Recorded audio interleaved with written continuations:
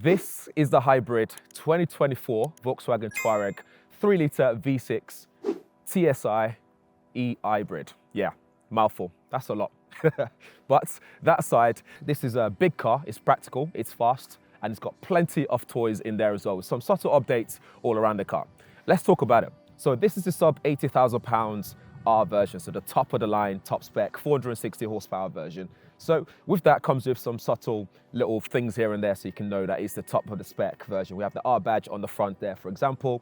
This headlights, this is a matrix LED headlights, has over 38,000 mini or micro lights in there, so that this is very bright. It can shift in different ways so that you don't blind upcoming vehicles. And then below here, we have this blacked out sort of bumper here, which looks really good as well. But one thing I love about this car is the fact that it's a big car, but the way that they've done it so that it looks wider than it actually is the way they've stretched this vent all the way underneath the headlights there, which looks really cool. It's quite aggressive looking in some sort of way. And then we have this long bar, this light here that goes all the way across the front here, which looks really cool. Especially at night time, it looks much better than it does right now. But that's pretty much about it for the front. I think I like the look of it. It's not too aggressive. It looks sporty in some sort of way. And it's still a Touareg. It's one of those cars where if you don't want to spend money or be one of those people that needs to buy, you know, those Audi or Mercedes or anything like that in terms of the SUV, this is something you go for. It's not too flashy. It's still elegant. It's still pretty much luxurious, and it's practical. You even get this nice bonnet scoop as well on the bonnet, just to give it that extra sporty sort of look. Over on the side, we have some big alloys on here as well. So you have 22-inch alloys with those blue brake calipers, got the R badging on there as well. And this specially designed for the top spec as well. You get this sort of diamond cut design on the alloys, which looks really cool. I think it looks very sporty and modern. And then we move further down, we have the R badge on the side as well. Some chiseled areas on the side to make it look sportier as well. We got this piano black mirrors, also the roof line as well, same thing. And then we go all the way back here. It's a plug-in hybrid, so we get our charge port here, which supports 7 kilowatts maximum charging speed. So you'll be able to charge this up overnight kind of thing. And the battery capacity in there is a 14 kilowatt hour battery, giving you around 30 miles on the WLTP, depending on how you drive. It just looks really nice on the side. I think it's it's got a nice stance to be on the side, which I quite like. It looks very, very sporty and just smart on the side. I quite like that. And then it slopes back just a little bit, and then we've got the roof spoiler on there as well. And then over on the back, it looks really cool as well. I love the way it looks on the back. I think it looks very smart. They've updated the tail lights, so the bar goes all the way across the back, which looks nice. I think this as well lights up now, the badge on the back, which again just adds to this modern look, which is cool. We got the windscreen or back screen wiper there as well. We got the black finishing on the back on the diffuser there, which looks cool. It just adds to the sporty element and the modern element of the car. We've got eHybrid there because it's plug-in hybrid. And then we open up the boot, which is electronically controlled again, just makes life easier. And we have a big boot space as well, especially for a plug-in hybrid. So this will give you 665 litres of boot space. And when you fold the seats back or down, you get 1,675 litres of boot space. But there's also a lot to talk about in the boot space here, because unlike many cars, I don't usually go in depth in terms of what you get here, but there's a lot to talk about. So for example, here first, because this is the plug-in hybrid version, we don't get anything in terms of spacing underneath here because that battery takes up the space there. But if you go for the non-hybrid version, then you get some space there, which whilst we're talking about, there are different trim levels that you can get for this. We have the diesel ones, we have the plug-in hybrid, and the pure ones with no hybrid or electrification. So it depends which version you want to go for, but they're all V6 3-litre cars. So we have hooks here, for example, to secure things in place. So for example, this bag here that has all the charge cables in there, it's nicely secured on both ends on there. There's also two on these sides as well. So if you have stuff that needs to be secured down, you've got that for you. And then if we move on to this side, we also get two buttons here to adjust the height of the car. So it's currently moving down. So because we have air suspensions on this, it means we can adjust this very easily. So it moves up and down depending on what you want. It just makes it easier to get things in the boot. So accessibility, which is very thoughtful of them. We have a 12-volt socket there to charge things, or, you know, to hoover the car or whatever you want to do. And then here we have hooks to hook something as well, so like shopping bags and stuff like that, if you want to do that. We've got one on that side as well. And then this can also be moved to cover the boot, but it's quite cumbersome, so it's not the easiest to sort of figure out. So eventually you do it, and then it doesn't stop there. then you have to then figure out how to move this. It's like a little springy thing. So eventually you get that as well. And then, yeah, it's just all over the place, but you can remove that and move that around. To then deploy these seats, basically to move them down, you can press this, or pull it rather, or pull that down. Notice anything yet? No. Well, what you then have to do, because that's not fully flat, it doesn't actually go fully flat, but to then get it to be fully flat, you then have to go around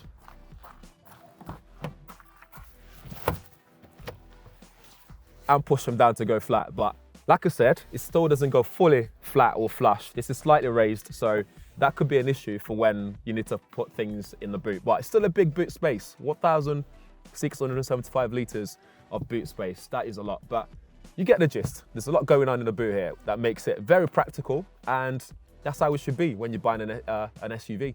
One more thing, so this roof actually has a load sensor, which means when you mount stuff on top of this car, it would notice and measure the weight, so that way the air suspension is adjusted accordingly, so that way it doesn't affect the stability when you're driving on road. Again, coming to the back seat, usually we sit down and talk about everything that's in here, but I think I should point out a few things first. So for those who are thinking about practicality, you got kids, families, etc. You got your ISOFIX stuff here, which means you can easily hook on your baby seat or car seat. You can put them on either sides, which is cool. Another one is the fact that this actually moves backwards and forwards as well. So you can move this, again, giving you more space in the boot, for example. And obviously that makes things a bit tighter up here, but if you really want to do that, you can move it backwards and forwards, which is really cool.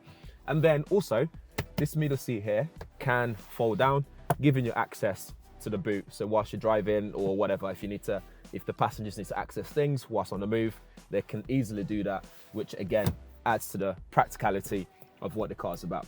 Then we sit in the car itself.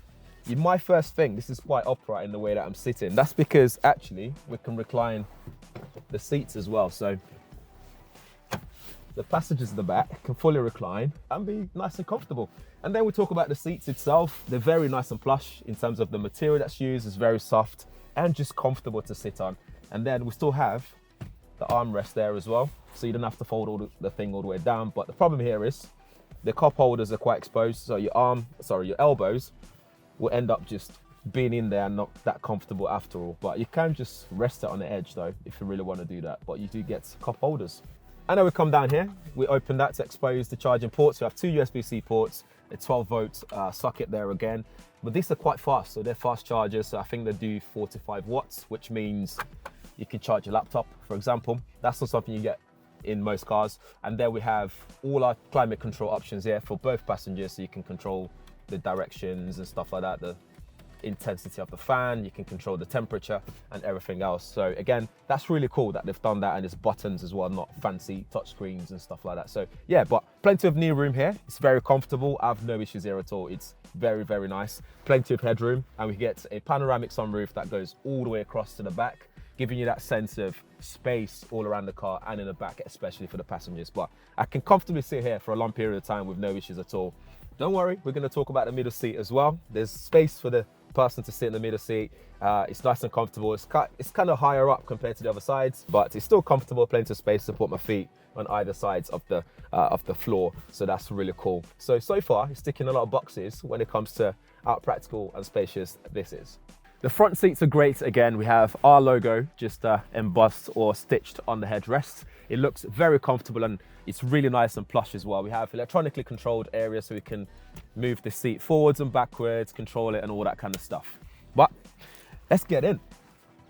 First thing first, it's very comfortable here. It's one of the most comfortable cars I've sat in, and just like it's not comfortable already, because the previous Touareg is actually very comfortable. So this is even much more comfortable in here. So it's something that you'd be used to if you've driven this before. One thing I love about this is plenty of space, and they use the space as well. In some ways it's good, in some ways it's bad. So for example, you have plenty of space here to put your bottle, big bottle, store things, whatever you want to do. We have like a secret compartment here, which you can put your keys or whatever, just put it out of sight. We have memory seat selection here, so you can store up to 3 setting or configuration. And then underneath here, we have another space, but this is what I was talking about when I said the space are quite confusing. Big space there, you know, cup holders and stuff, but here is quite shallow. It's not that deep to store anything much in there. You do get 2 USB-C ports here with an adapter, which you can still use to connect your standard USB-A ports. Cup holders here, some in the middle to store maybe energy drink or whatever. Some buttons here, volume control, electronic handbrake, start, stop, engine stuff. You've got your gear shifter here, which is nice and snazzy as well. It's got a nice finishing to it. And then we have this area here, which supports wireless charging. So if you have a compatible device, you can put that there. We have a USB-C port there if you don't. And then back here, we have these 2 rotary dials. On the left, this is to adjust the ride height. So depending on what you're doing, what mode you're in, you can change that accordingly. It's nice and responsive as well. So you can just go across and change it. So we've got things like level load. So the level is set to load, for example. You got sport, and then you got off-roading, and then there's also off-road plus, which raises the car pretty high up to raise it off the ground. And then on the other side, we have different drive modes. So again, when we go through here, we can have stuff like sport, individual, off-road, snow, and then go all the way back around to eco, comfort, and normal. So that's what, 1, 2, 3, 4, 5, 6, 7 different drive modes that you can have on here. So depending on what you like, you can select the drive mode to suit your need. I quite like this volume rotary bit as well. It's just a small, there's little things in the car. You have ambient lighting, and in front of us we have a 15-inch display and a 12-inch instrument cluster. It's quite driver focused, so when you're driving, it's fully facing you. There's no buttons there to control things like your climate control and all that stuff. Everything gets operated on this large display, which we'll talk about when we bring the camera around. Moving on with the space as well, we're looking here. There's not much space going on here. You'd expect a bit more. Just about fits the owner's manual that's in here. So if you put that in the wrong way, it's hard to close it. So you kind of have to store it in a weird way. Or there is, if you close that, there is a little net in here, which you can actually perhaps maybe store that there. But that side, that's not a lot of space in a big SUV. So that's something to bear in mind. So this is the Volkswagen's iCockpit system, and it's very familiar. If you've used one of these before, sat in a Volkswagen before, a lot of the stuff here are very familiar. So first thing first you notice is if you approach the screen, you get more option available. So you can see there, as soon as you move away, that will disappear eventually, as you can see there. One thing I like about this is it's very responsive, so that's not a problem at all, but it's just the layout and the user interface that gives me a bit of an issue here. I say it's responsive, but when you look on map, it's still kind of like a bit slow. As you can see that I'm pinching to zoom, it's not doing what it's meant to do properly, but that's all the interactive bit. So if we go back to the settings here, by the way, this supports Apple CarPlay and Android Auto wirelessly, which is great. I'm glad they've included that. Climate control is always going to be here at the bottom, so you don't have to keep digging into the menu to get into anything. But if you press this, for example, this is when it introduces more, so you can do like your seat, you know, heated seat stuff. You got heated steering as well. You can change your air conditioning, turn it off and on. Press this, gives you more options in terms of controlling where everything is in the car. And then, you know, you can do more there. You can just power it off so it's not so noisy in the car right now. So that's that. One thing I want to say here though is when you go to CarPlay, for example, so you got CarPlay here and you want to change your heated seat, it takes over the whole screen. So now Apple CarPlay is gone. So I can't see the map. So now I'm lost on the road. And then when you finish, you have to tap that to go back on the screen. If there's a way around that and you guys know, drop a comment below and I'll have a look at that. But back to the user interface, we look here, it's very minimalist. There's not a lot going on here. You got sound settings, so you can change things like your bass level, mid, treble and stuff like that. Up top, if we go back out here, that's always gonna be there as well, moving along with you. So like if you press that, for example, we'll give you vehicle status, so you can see things like tire loss pressure and so on and so forth. We'll come back out. We can then go into, well, we went into vehicle before, that's what that was. If we go to settings, you can see your basic settings here. So like this are like fundamental settings like screen settings, brightness, all that kind of stuff. But if you press this on the right side, this does give you straight away your driver assistance settings. So you've got things like lane assist, you've got speed warning, attention monitoring system, driver alert system, front assist warning system and stuff, and so on and so forth. You also got adaptive cruise control, so you can follow the road layout and all that stuff, which is really cool. I like that they've done that, but you have to go back here to then see the rest of your settings. So it doesn't give you that straight away. Actually, let me see what happens if I press again. Okay, it just comes out completely. But every time you press that, it gives you that first.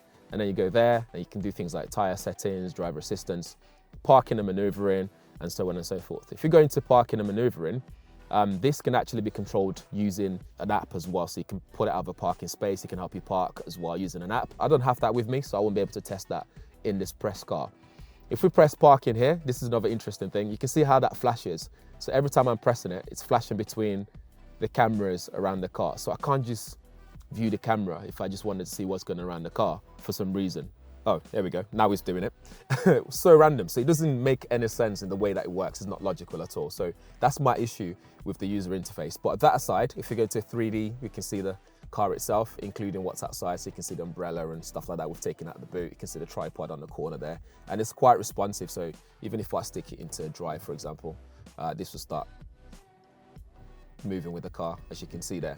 Unfortunately, the color doesn't match, you know, the actual car color. So this is the blue version. It's got an official name, which we'll put on the screen and stuff. But yeah, it doesn't match the actual car color, as you can see there. And you got all kind of sensors around the car as well to make sure that you don't hit things, and it helps you park accordingly. And it can also park in spaces as well. So if you can drive up to a parking space and it'll help you find whichever parking space. If I stick that in reverse, you can start doing the maneuver and stuff like that, which is pretty cool.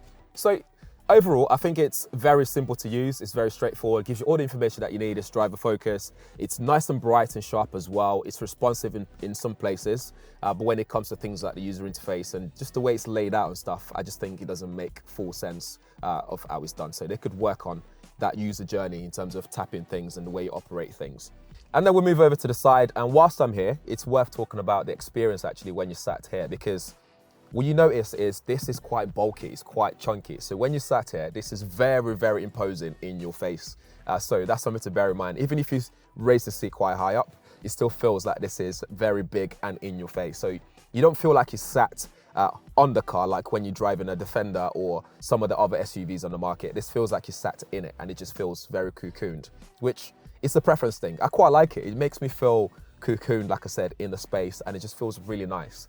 The steering wheel can be adjusted as you wish to do so you can move it up and down. You can put it forwards towards you. It's not electronically controlled, unfortunately. And on the steering itself, we have the R badge on there. It's nice and, you know, very plush as well, very luxurious. This is heated steering, and we have all the buttons there, which are quite like, you have to press it. It looks like it's touch, but it's not. You have to actually depress it. So for example, for view, you have to press it in a little bit, and you get this little feedback as well when you press it. So you can sort of see, change different views on the instrument cluster, depending on what you prefer.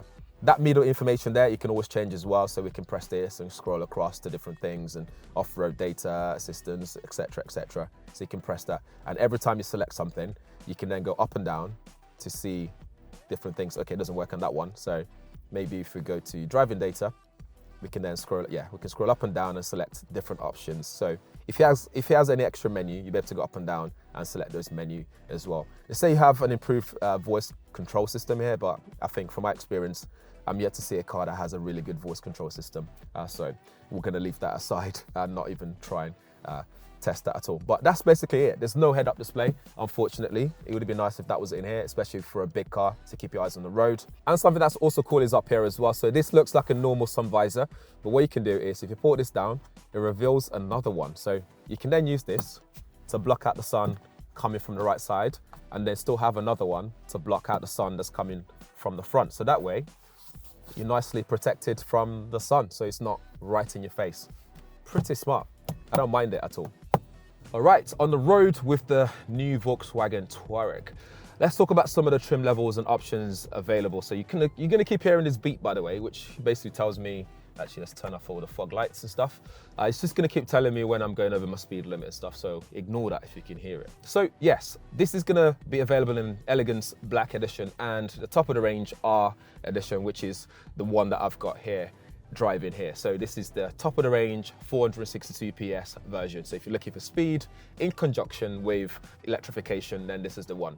Then you have one standard 3-litre TSI petrol engine version, and then you also have two hybrid versions, so a bit faster, more power, and then you also get two diesel versions. So there's 5 options, which is a lot of options. So if you want diesel, there's something for you. If you want something with hybrid, there's options for that as well. And if you just want something that's just basic and pure, that's also there as well. But regardless of what you go for, you have that 3-litre V6 engine in all of them. Let's talk about the specs for this though. So you're looking at around 450 Newton meters of peak torque, and you have 462 PS, like I mentioned earlier. And this will do 0 to 62 in 5.1 seconds. And top speed of 155 miles per hour, thereabouts, and that's capped as well, so it's limited. The main thing is, how does this actually drive? We've been over speed bumps, we're driving along some countrysides right now. And one of the things I love about this car that makes me smile every time I drive it is just how well it handles the road and the cornering as well. This feels well planted on the road, so just going around bends, you don't feel like there's any issues at all. It's got 4 motions, which is all-wheel drive at all times. It feels really comfortable to drive. Those air suspensions as well, they do a really good job at making this very comfortable to drive on a long journey, for example, or just even when it's not a long journey, it feels really good to drive. It's comfortable, and visibility is great as well. Even though you have this pillar here, you have a small window there that still allows you to see everything that you need to see clearly. Back window's really big, so it fills the mirror so I can see everything I need to see as well. So no issues there when it comes to comfortability. It's very quiet in here as well, surprisingly, although, okay, it's a petrol version, so it's very quiet, and when it's in electric mode, it can also be even quieter. So the reason why I noticed this as well is when we were filming earlier, you can hear the guy doing the gardening. So as soon as we shut all the door, close all the doors, you can't hear him. But as soon as you open the door, you can hear him very loud and clear. So it shows you how quiet this is, and road noise is very minimal as well, even with those big 22-inch alloys. Back to how this drives, I think it drives fantastically well. I think handling is great as well. It fills it with confidence. One thing I was worried about initially is the turbo lag, or the lag when you put your foot down, but actually the Tiptronic 8-speed gearbox does a really good job at shifting when it needs to shift. So you put your foot down and you get a reaction. So, and it's fast as well, really fast. One thing that annoys me though, I say annoy, one thing that's a bit disappointing though is the engine sound. It's not quite there. You don't get that growl or anything like that. So if that bothers you, I mean, keep that in mind. Otherwise, it's fine. I mean, I'm used to driving electric cars now, so I'm over that whole engine noise, engine sound thing. But if that's something that you want, you're not going to be getting that in the engine tone, the sound in this car. But other than that, cornering feels great. There's minimal body roll. Like, I'm just doing it effortlessly, which is brilliant. It's fantastic. I mean, you do get some engine sound out of it, but it's just not, it's lacking the depth of the bass, you know, like the growl that you get in those big engine vehicles. But yeah, it's a fantastic car to drive, I think. It's comfortable, it feels luxurious in here, visibility is great. You don't quite sit as high as you would like you're sitting on top of the car, like in the Defender, for example.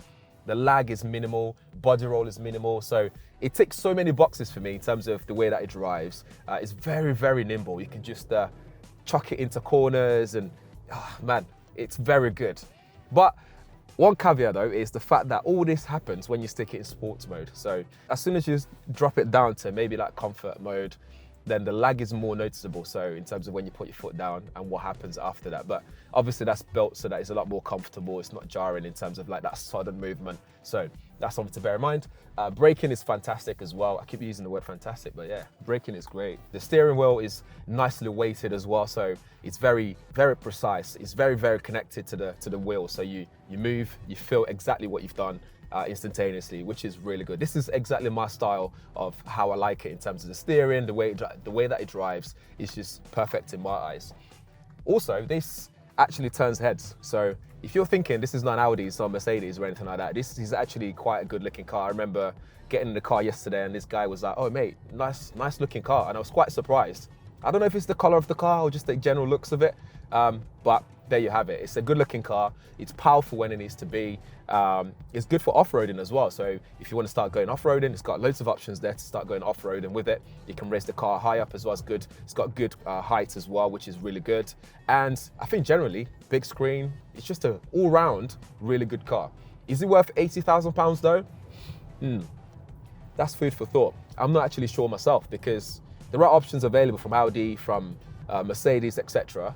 But I think for 80 grand, you get a lot of toys in here, plenty of toys. You got Apple CarPlay, Android Auto, you got all the safety equipment in the car as well. So one thing that's missing for me, head-up display. That's definitely missing. But other than that, 80 grand. Would you buy that? Let me know in the comments below. Thanks for watching. I'll see you guys in the next one.